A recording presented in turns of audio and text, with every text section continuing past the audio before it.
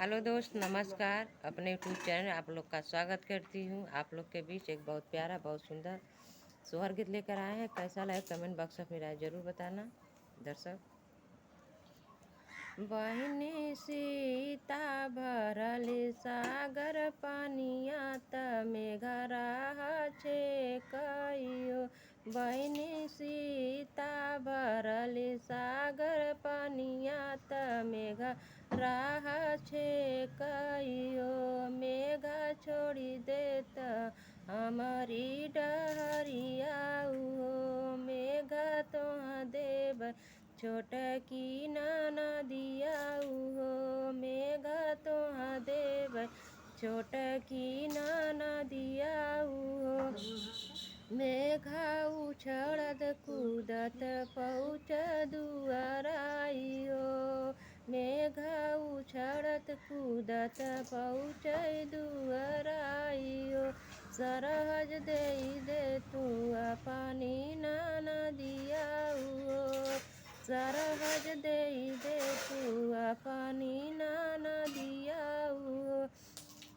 मेघा तोहरे ना घरवा दुआरवाई हो।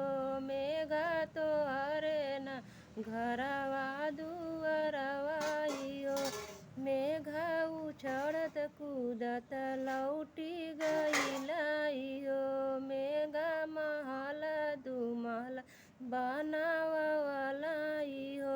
मेघा लौटी आई गईलाई हो। सीता दे तू अपन नदिया हो। सीता दे तू अपन नदिया हो। मेघा तोहरे न मेघा तोहरे न डोलिया कहाँ रवाई हो। मेघा तोहरे न डोलिया कहाँ रवाई हो। मेघा उछड़त कूदत लौटी गईलाई हो। मेघा ले लियल डोलिया कहाँ रवाई हो। सीता दे तू छोटकी नदिया हो। सीता दे तू छोटकी नदिया हो। मेघा तोहरे न बाटला ठेकानवाई हो। मेघा तोहरे न बाटला ठेकानवाई हो। सीता कैली हली घरवा दुआरवाई हो। सीता देहलिया पानी नदिया हो। सीता दिहलिया पानी नदिया हो। एक बाना गईल सीता दिहलिया पाना नदिया हो। मेघा एक बाना गईल दूसरा बाना गईलाई हो। तीसरे बाना उड़ला चिल्हवाई हो।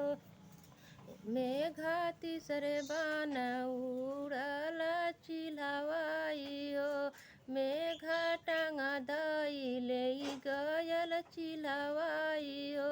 मेघा टांगा धइले गयल चिल्हवाई हो। मेघा चिल्हवा धइली हले सकासई हो। ननदा रोआत बिलखत घरे लौटाई हो। भौजी मेघावा के ले गयल चिल्हवा धइली से आकासई हो।